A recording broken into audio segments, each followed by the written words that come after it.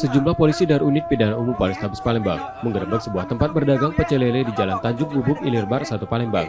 Penggerebekan tersebut setelah polisi mendapat laporan pemilik warung pecel lele Suhadi memiliki senjata api rakitan beserta amunisinya.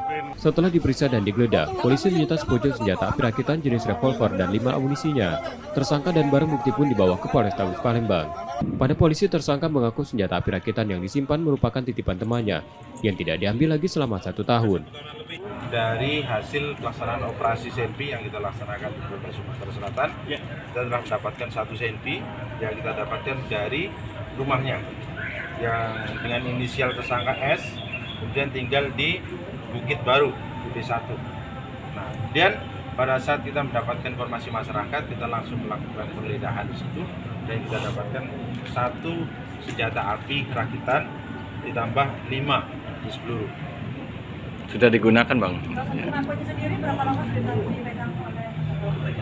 Kalau dari pengakuan yang bersangkutan sudah menggunakan selama 2 tahun. Itu di mana sudah dipakai? Ya. Untuk kegiatan dipakai. Sampai saat ini kita masih dalam proses pengembangan. Apakah ini pernah dilakukan untuk melakukan kejahatan atau tidak? Tapi pada intinya yang bersangkutan menyimpan, menguasai daripada senjata api.